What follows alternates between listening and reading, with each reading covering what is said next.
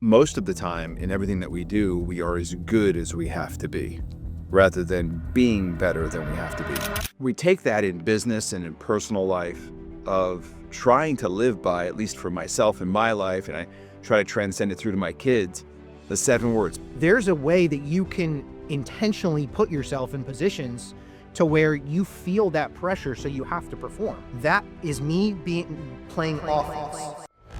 Matt Weaver, the #1 mortgage originator in the United States for most loans closed in 2023 and #1 in the state of Florida from 2020 to present, has spent over 27 years mastering the purchase market, earning more than 16 #1 titles across his career. Max Fisch, 2024's #1 originator in the United States under 30 and #2 in the state of Florida, achieved those titles within just 5 years of entering the mortgage industry, compressing decades of growth into a few extraordinary years. Collectively, they've helped more than 40,000 families purchase their first home. Now partners and looking to improve the industry on a national scale, Matt and Max share their winning formula, team structure, and systems with originators who want to scale from elite to extraordinary levels.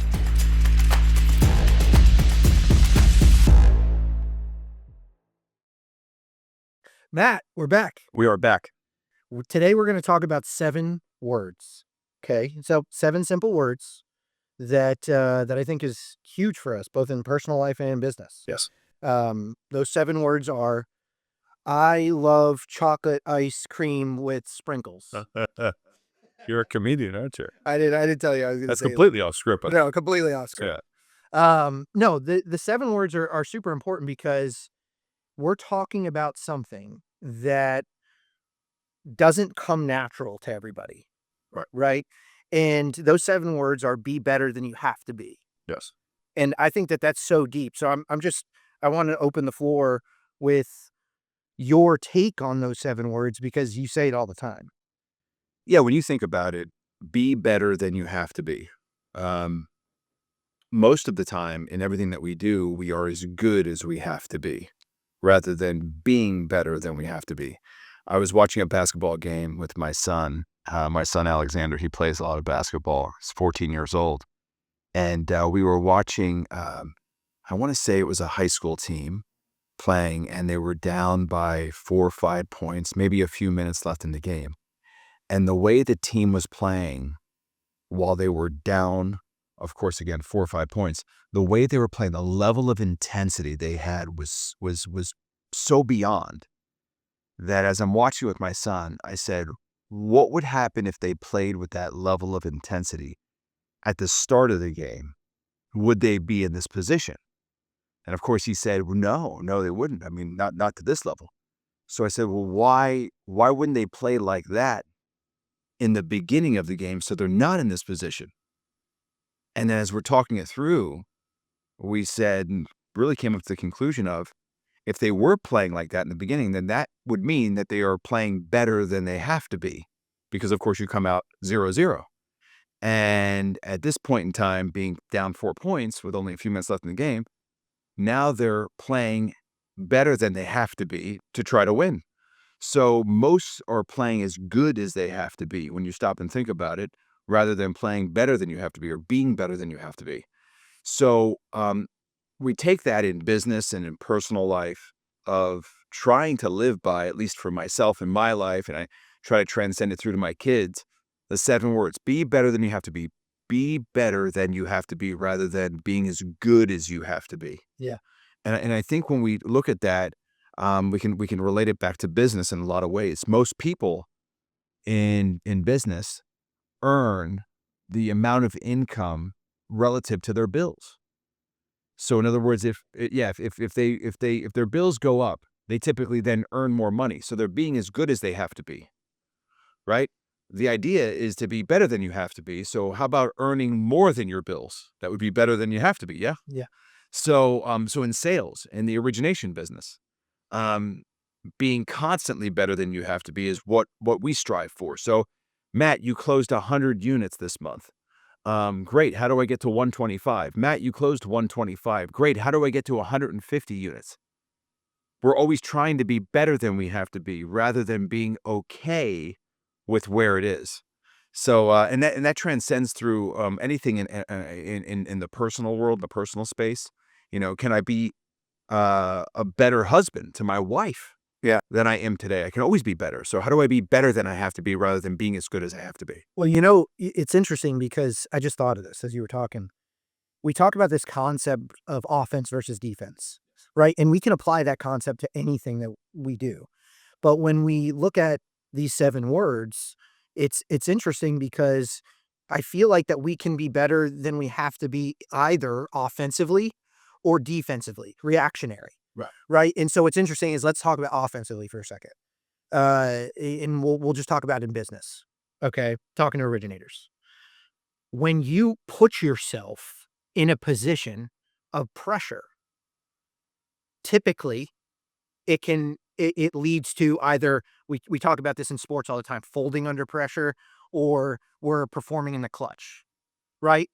There's a way that you can intentionally put yourself in positions to where you feel that pressure, so you have to perform, Right. right? That would be offense, right? That's letting you know you're in the right rooms, right? You're with the right people. You're finding motivation externally, right? Which isn't a bad thing, right? We all want to find motivation. You don't need the scoreboard. Exactly. We also want to put ourselves in positions to where we're pushed. So for example, we talk about this partnership, right? We talked about in a previous episode why we're doing this. For me specifically, I chose for the growth of me personally and professionally to put myself in a position to where I'm with someone, i.e. you, right? That has been in the industry longer than I have, that has forgotten more about mortgages than I've learned, right? And that has achieved and gotten to a higher level than I was at, right? That is me playing offense, right? Now I'm in a position where I'm pushed to be better, right? Um, Now it's not chasing dollars, right? It's not about finances. It's about winning at the highest level. So that would be offense. Defense would be you're just kind of meandering around. We use that term meander, right? And something comes at you out of left field or right field. Oh, now I have to be better. Right. Right.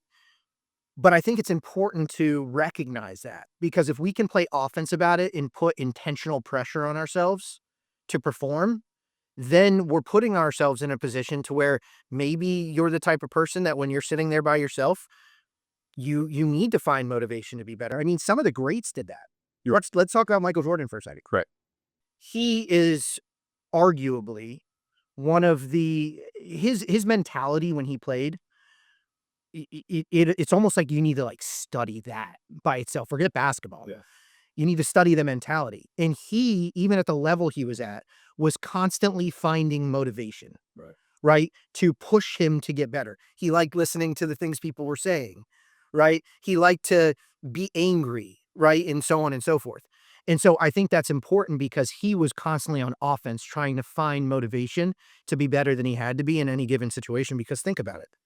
When you reach a certain level in business, what motivates you to be better than you have to be when you have become financially independent, when your family is in a really good spot, and the list goes on and on depending on what realm you're talking about. So sometimes we need to play offense. Yes.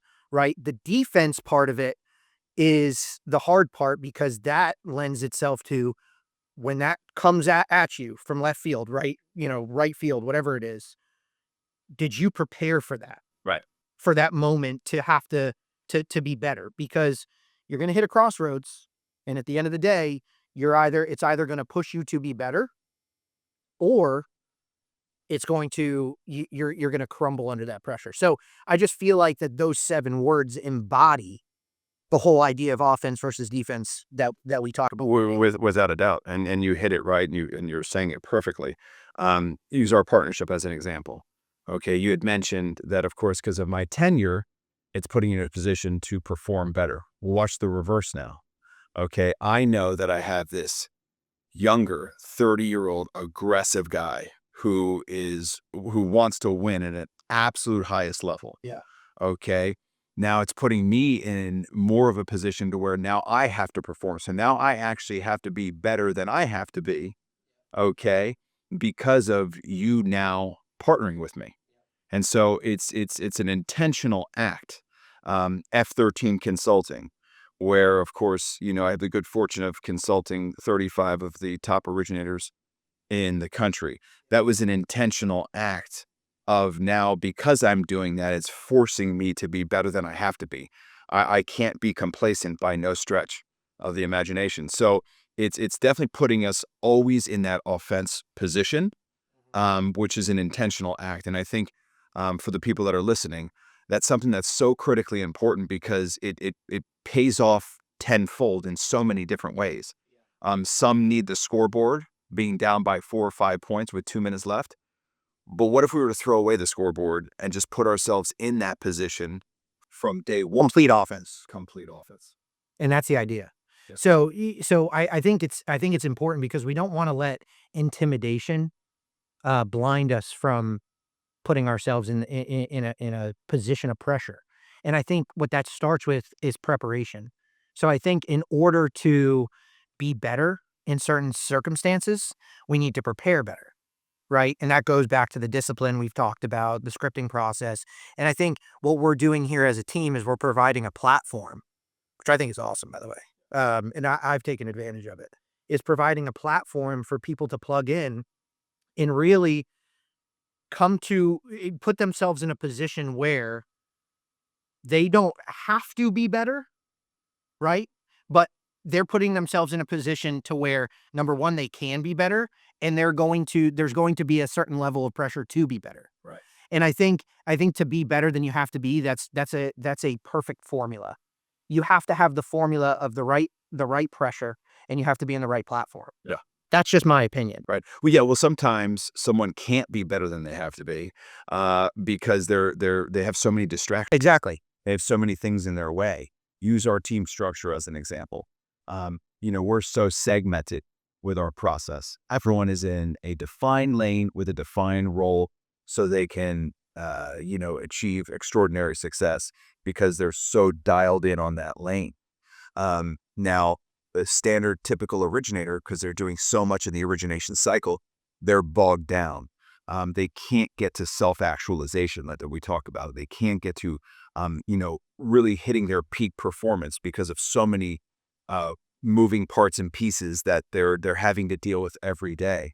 So the idea behind that is, of course, being able to remove all that so you can get to your highest and best use. Exactly. I think the platform is important because if we just sit here, let's be real with each other. If we just sit here and we talk about, just be better. Yeah. Okay, well, you might want to be better, but if you're not in a platform that's conducive for that or your growth, Right. then what are you doing? You're just spinning wheels. Right. Right. We talked about this before. You can work, 12-hour, 13, 14-hour days, but that doesn't mean that those hours are effective Sure. and productive. Right. I can run around in circles. Well, I wouldn't do that. I get really dizzy. But if I ran around in circles for 12 hours, right, I'm doing something, I'm working, I'm exerting energy. But is it effective? Is it productive? I mean, there's probably better ways to spend that time, but you have to be in the right platform. Yeah. Which is super important. So I think one thing that, professionally speaking, originators and in other professions as well need to guard against is that mentality of, it's good enough. Right? If somebody ever says good enough when you're writing something or you're by yourself and you do something good enough, then that completely is in opposition to the idea of being better than you have to be. I mean, wouldn't you agree? I mean, good enough is like the kiss of death. Well, good enough is complacent. Yeah. And complacency is a space you do not want to mess with in business, in life, period. Complacency is when you give up. Yeah. You're okay with where you are today. So here in our team structure, we are the antithesis of complacent. Yeah. We know that we grade ourselves at best in 8 out of 10. That's so we can remain always focused on building a better process and being better than we have to be. As far as complacency goes, we have none of that. Our goals are always increasing. And if they're not increasing annually, then even monthly, because sometimes we hit our goals in between and we're just trying to figure out how to make it even more. Yeah. So complacency is something that originators really need to steer clear from, but it's something that is easy to fall into when you don't have the right structure. Here, of course, within our structure, we know that more calls equals more revenue and not more work. We've talked about that. Where with originators that aren't with the right platform, that don't have the right process flow and team structure to plug into, more calls is a lot more work. Yeah, they are making more revenue, but what they have to hand over in terms of more hours in sometimes isn't worth the trade. So they become complacent in what they're doing, which is a really challenging spot. It's interesting, Max. You know that we talk about F13 consulting. And someone asked me the other day, what is F13? What's it stand for? Which, as you know, stands for floor 13. Okay, 13 is my favorite number. I was born November 13th, so it's just a number that I've always embraced. It's an unorthodox, untraditional number. They don't even make floors for 13 for people like myself and people that were born or like the number 13. Anyhow, the reason I called it F13 or floor 13 consulting is because much like people's talent, okay, if you look at a building that doesn't have the 13th floor, the floor is there.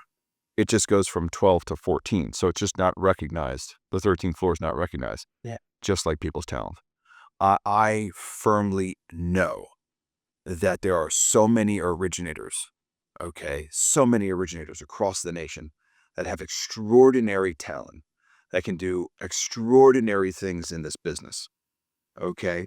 But because of not being with the right structure or flow, they're capped. Yeah. And that's the part that kind of bothers me for them. And the reason why I know that there are so many that have extraordinary talent just not recognized, similar to 13th floor, is because if I did it and I'm continuing to do it, they can too. Yeah. There's nothing more special about me than them. My educational background. I stopped school in ninth grade. Okay, so it wasn't like I went to college and studied this. All right.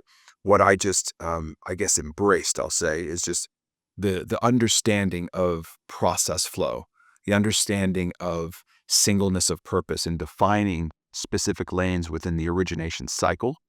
So we all achieve what it is that we're looking to achieve at a high level. So as an example, both you and I are rainmakers for our team. How can we do that to a high level if we were bogged down with all the other elements of the origination cycle? You can't. So if you're bogged down with all the other elements of the origination cycle, it's okay then, or it's normal, I guess, to be okay with status quo. Well, we hit our units this month. That's good enough. But when you are in that single lane that we talk about, okay, if we're hitting our goals for the month, we're trying to figure out how do we increase those goals? Yeah. Because we're in the lane that we love. Yeah. And originators, I think, thinking that more broad can really help them rather than just transactional thinking. Think about the origination cycle, what you love about that cycle, and how you can embrace that one part and do it to a high level. Yeah. And that'll take you right out of complacency. So it's so interesting what you're saying, because let's talk about being in a service-based industry, Yes. right? Which is what we are, right? We're in the people business, right? With relationships, but at the end of the day, we're selling a service, right? And we're partnering with a service, specifically to help agents win more business, right? What's interesting is that if you're not better than you have to be when you're in relationships with people, relationally speaking, what ends up happening is, so let's use our business, for example, with an agent. We're partnered with an agent. An agent loves using our services and works with us, right? And I want originators to hear this. This is coming from somebody who, again, has built his whole business in the last 5 years. Okay. And what I built my business on initially was partnering with agents that maybe didn't have a ton of production. right? Because the agents that have been around a long time, they had their partnership, so it was hard. So I was growing with them, right? And what made that so fruitful is that both of us wanting to grow together, me and an agent, right? Wanting to grow together, we were constantly being better than we had to be in order to scale in our businesses. But here's the problem. The problem is that if one of those stops at any given point, if one of them, if you're an originator and you're doing the bare minimum, right? And you're not growing or being better than you have to be because, oh, I hit my production goal, right? So I'm good with where I'm at. I'm not going to go the extra mile. I'm not going to answer that call at 11. Whatever the case may be. Then at some point, they're going to outgrow you. Yes. So I think that that's important to know because when we talk about this concept of these 7 words, it embodies the mindset of a healthy relationship, right? In marriage, think about it. Think about what complacency does in marriage. I mean, Matt, you've been married how long? 17 years? Yeah. So, what, like 10 years ago, did you just say, oh, I'm good. I don't need to do anything else. Like, I'm good. And so you don't have to continue growing. You don't have to continue developing. It's a lifelong learning and development, right? But in order to continue to do that year after year, whether it's professionally or personally, you have to embody the idea of being better than you have to be at that moment. Because here's what happens, talking about offense versus defense. What happens is when everything's going well, hunky dory, right? You're doing well financially, you're making money, your relationship is great. It feels like that you just started dating, everything's great, right? Right. There's no pressure to be better. Oh, we're good. Right? And so so I want to caution people because that's the danger of making of setting certain production level goals and then your brain rewiring to be like, okay, I said it, so I'm good now. Right. Right? Because that's fine for you, right? If you don't want to continue to grow or scale or have longevity. Right. If you want to have longevity, then you have to have a different mindset. For example, I'll give a perfect analogy. If when I was coaching football, right? There were certain kids that we would recruit onto the team that they had aspirations of playing Division I football. Yes. Now, we had already been successful as a team. We, went 9-2 the year before, went to the regional semifinals. We had good practice regimen and game day regimen and so on and so forth. But here's the kicker. If we were okay with that, because we didn't need to be better, right? Like we were teaching the kids valuable life lessons and how to play football, and they were enjoying and so on and so forth. But if we didn't create an environment that was conducive for, hey, we want to grow and get better and get to the next level, then it would have repelled the kids that wanted to go play Division I football, the kids that wanted to play in the National Football League, because we would have just, to your point, been complacent. So what I think is so cool about this environment specifically on this team is all of these years later, and I can speak from experience, all the people on this team every single day want to continue to get better. I mean, whether we're this much ahead on a leaderboard or whatever we're doing, at the end of the day, it's important that we continue to have the mindset that we want to just be better, right? And we're competing with ourselves at that point. It's an internal force.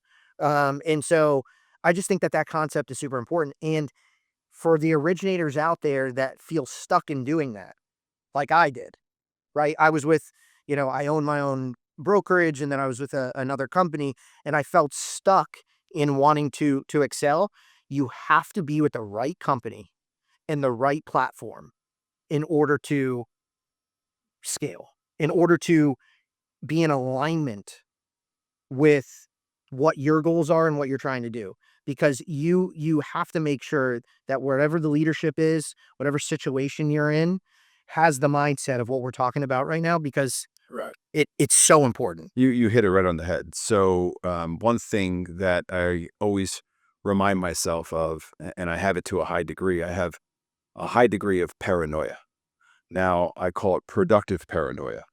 I'm always paranoid about the competition. Yeah. So when we are paranoid, now paranoia, of course, is typically a negative term. Okay. It can be, I guess, basically a liability over an asset, Yeah. but we can convert it to an asset by using it productively. So how do we use paranoia productively? We call it productive paranoia, which is understanding that anything we render today, any service, whether it be in the mortgage business, getting your car washed, whatever it may be, can be done better. So the mortgage business, the mortgage service to the agent can be done better, which simply means that we have to always get better and better. And so having that paranoia of the competition getting better forces us to get better. And that's like really something that I think is very important because to your point, staying status quo, whether it be in a relationship with your wife, okay, or husband or whatever it Yeah. may be, um, we always have to have that paranoia that we always have to be better to our spouse, better to our team, better to the agents we of course do business with.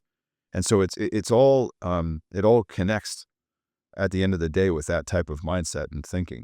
Um, I just can't imagine just remaining okay stagnant for multiple years or for multiple years. I can't imagine remaining stagnant for multiple months.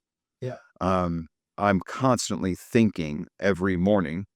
I pull out a piece of paper. You know this, virtually 5 times a week. Okay, and I write down how can I be of better service to the real estate agent, and I'll write down 5 to 6, maybe 7 ideas a day, with the expectation or hope that I'll find at least one good thought a month. But that's the type of thinking that we're constantly doing. And you know, people that are listening would be surprised as to how many great thoughts you can end up blossoming Yeah. over a year period of time. Yeah. And that's how you can get out of that world of being just comfortable. Forget about comfortable. We all know we've all heard what comfort zones do and so on. Well, when you think about this concept, you'll start to realize it in everyday life. Like companies that are constantly being better than they have to be. Let's use Chick-fil-A, for example. Right?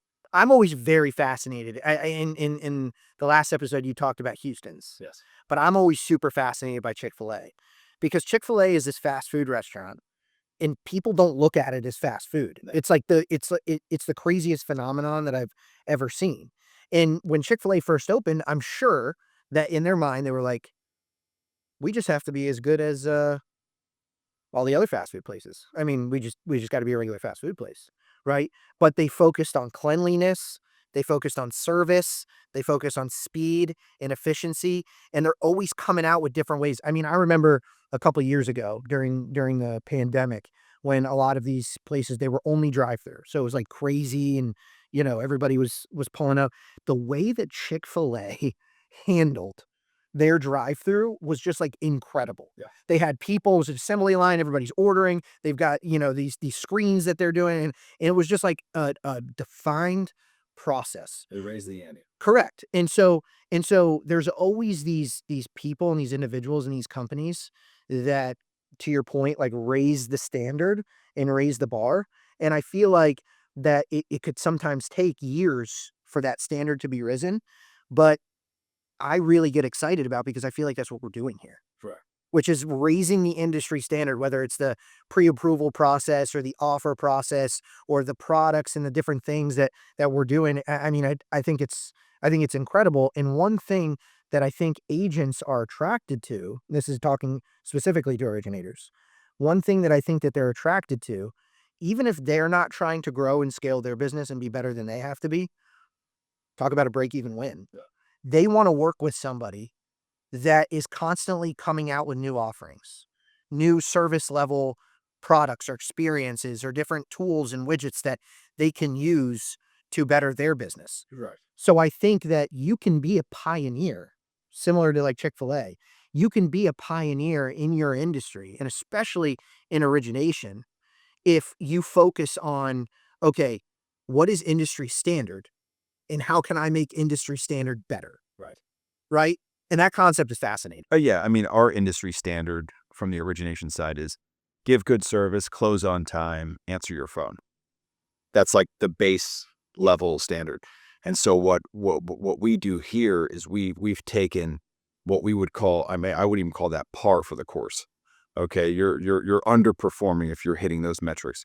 We've taken, I guess, what the standard was, and we're constantly raising that standard. Yeah. Our pre-approval process is 7 days a week, 8 a.m. to 9 p.m., 364 days a year, only closed Christmas Day. Let's just use that as an example for inspiration to an originator that's listening. So in other words, our pre-approval process, when customers call on Memorial Day, when they call on 4th of July, when they call on Saturdays at 8 a.m., we're answering those phone calls live. We're facilitating that pre-approval process live. Everyone's being pre-underwritten. Let's say they did call on 4th of July. They're being pre-underwritten on 4th of July day. This is the type of stuff that we're constantly putting out there to our agents to increase the standard. So even if the agent hasn't necessarily, or their customers taken advantage of that 4th of July accessibility, the agent is appreciative in knowing that the service that they're rendering is constantly providing additional value to them and their customer if and when needed. And that's value. That's that's providing real value back to the customer. Our 7 elements of structuring a winning offer. I mean, when it was multiple offers, of course, in 2020, 2021, 2022, our 7-step process had secured the most contracts in the state of Florida year over year. Yeah. Agents were following the scripted process from beginning to end and receiving extraordinary results. They weren't losing, okay, during the offer process. Their contracts were being executed. But watch. Do originators talk to real estate agents about structuring their offers? See, we took that base standard of not talking about it to talking about it, also giving them a script on how to follow it to write the appropriate offer. So when you think about it, our home buyer seminars for both home buyers, but also for the agents, our luncheon series for agents. You know, I'm sure an originator here and there can roll one out every 2 or 3 months. It's woven into our cycle with the agents. I think agents probably get an email invite from us, whether it be a value proposition, whether it be Matt's messages, whether it be our luncheon invite, probably once every 72 hours to something of value. And that's just taking the industry standard and increasing it. And here's the best part. You know the way that we look at this. Everything that we're talked about right now that we're doing to a high level to the agent, we both can agree it can be done better. Oh, without a doubt. I mean, that's the beauty of it. That's what makes this fun. Yeah. Right. And so what's interesting to me about all of it is what we've created with Originate for Life is a platform for originators to plug in, have singleness of purpose, and have the ability to be better, right? And here's why I think that's interesting. Because there's going to be many, many people, especially if you're in the industry, there's going to be many people listening to this. And they're like, psychologically, it's something that it does something to your brain where you kind of get to this point where you accept mediocrity and you start making excuses for it. Right. So, like, for example, oh, well, I could do more prospecting, but I have to do all of these loan applications. Or I have to do whatever part of the origination cycle. I have to take time and do marketing. And I have to do that. And so you kind of talk yourself into, I'm being as good as I can. I have a heart for because that was me. Right. Right. So I totally understand the excuse that you tell yourself. But here's the good news. The good news is there's people like yourself and now us together that are building a different type of platform where people can come in and really focus on what it is exactly they like to do in this business, so that now they have the capability of being better, right, and growing their business. And I just think I think that that's so important to get out there, right, because I'm experiencing it. And it really gives you the opportunity to play offense because you're making an intentional decision. Hey, I'm putting myself in a position where the slate is wiped completely clean. Everything is taken off my plate. And now I have tunnel vision on, I can go 150% in this direction, right? And scale it to an extraordinary level. And that is playing offense. That's completely playing offense. I mean, take a look at our average team member, depending on which lane you want to choose, be it a rainmaker, be it an advisor, or in the lab, etc. But you pull an advisor as an example, the ones that are handling the home buyer consultations. The amount of success, the amount of units they're funding on a monthly basis, it far outpaces, I can't even call it the industry standard because the industry standard is so low. I mean, they're hitting extraordinary levels of success. The amount of units that they're facilitating on a monthly basis, but doing it the way that it should be done, not being shackled down to every other part of the process. So they're allowed to hit that self-actualization, that peak performance that we're trying to accomplish. So it's very interesting. Originate for Life is something that the industry does not have today, which is true fulfillment from hi, I'd like to get pre-approved, all the way through to funding and all the micro steps in between. So an individual originator can plug into the platform, do the one component that they love to a high level, and of course, succeed to a high level. So it's an interesting journey. And you know what else it does? It gives an originator a chance at, and it's like the play on the words for the term, right? Originate for Life. It gives the originator a chance to have a better life outside of business as well, right? Health-wise and personally and emotionally and spiritually and however you want to play it. It's so important because if you truly want to be better than you have to be, I can't stress enough how important it is to do it in all facets of your life. Yes. Right. It's all connected. Yeah, it's all connected because at the end of the day, what you do personally and how you push yourself to be better in your relationships and outside of business, that will bleed into business, right? I think you've seen that over the course of your career of how personal development and pushing yourself to be better in other facets of your life has carried over well into business because at the end of the day, what we're doing in our team structure is we're leading people. And individuals have different personality traits. Right. They have different things that drive them. They have different, and so we need to understand how, number one, we can better ourselves to be great leaders, right?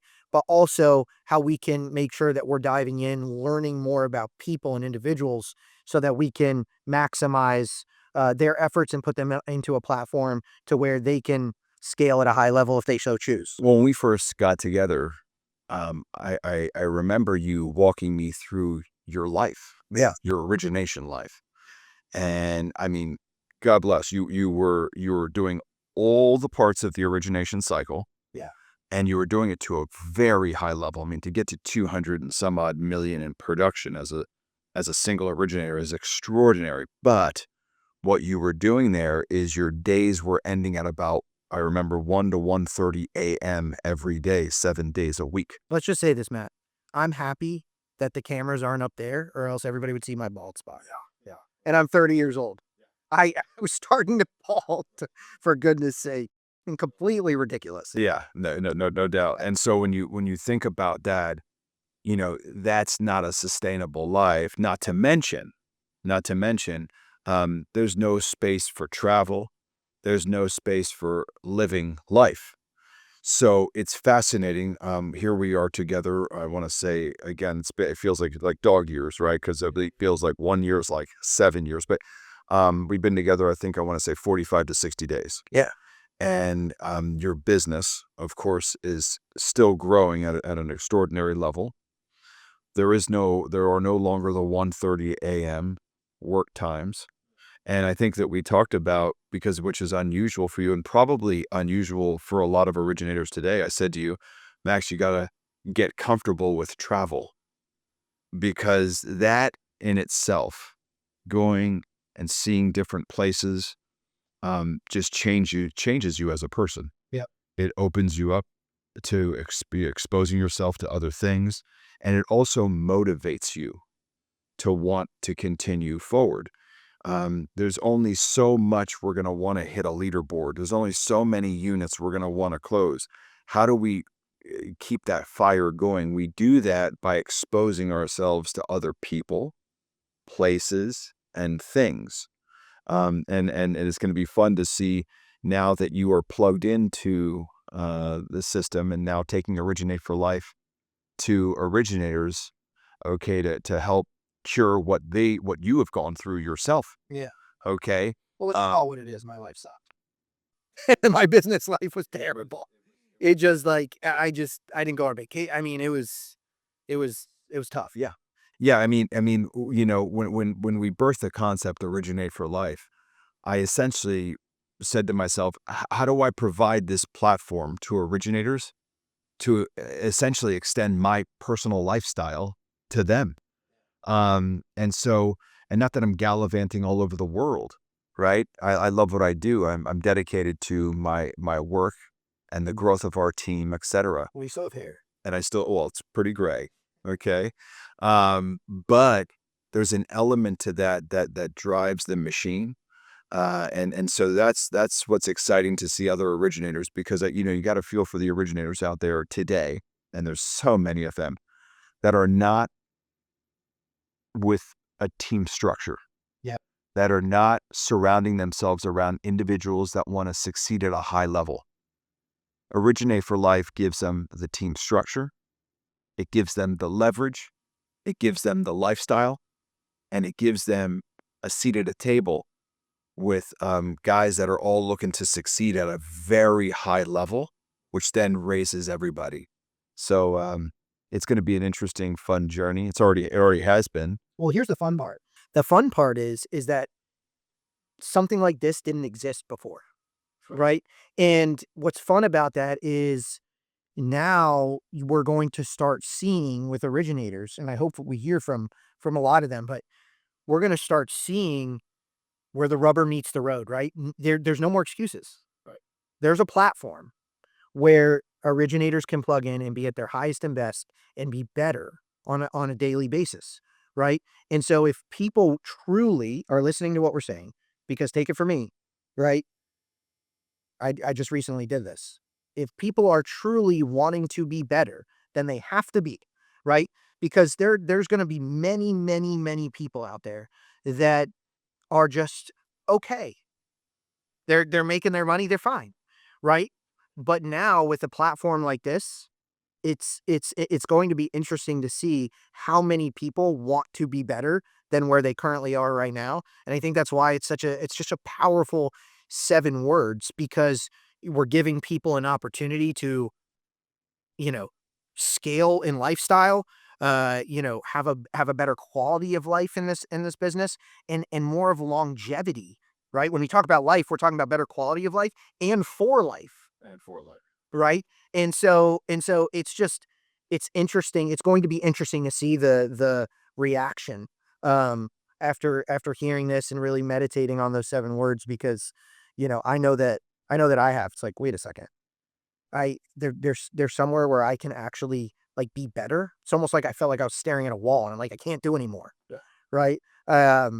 So I think that's going to be, when that choice is presented and launched, I think that's going to be a cool thing to see. It's going to be a fun ride. Yeah. So I think the takeaway from all of it is, and I know I'm speaking on behalf of both of us. I encourage originators out there to think a little bit differently, right? And think about in your business how you can be better, right? And if you're finding yourself hitting a wall, right? And finding that you can't function in this business without sacrificing tons of other things in your life, there's a way out. There's a way out. Right. And I think that's the takeaway. In addition to continue to motivate yourself and put yourself in positions, play offense so that you can scale to an extraordinary level, and fight the urge to be complacent, because as soon as you're complacent, that's when growth stops. And we want to see the industry as a whole flip things upside down, right? And have this overall theme and idealism of continuing to grow, having a platform to do so, and ultimately embody those 7 words, which is just be better than you currently have to be. That's right. So, Matt, I appreciate it again. Thank you so much for sharing that. Super powerful. Maybe we'll need another thing up here if there's room for the 7 words. That's right. We'll figure it out. Let's continue. Yeah, let's continue. Thanks, Matt. You got it.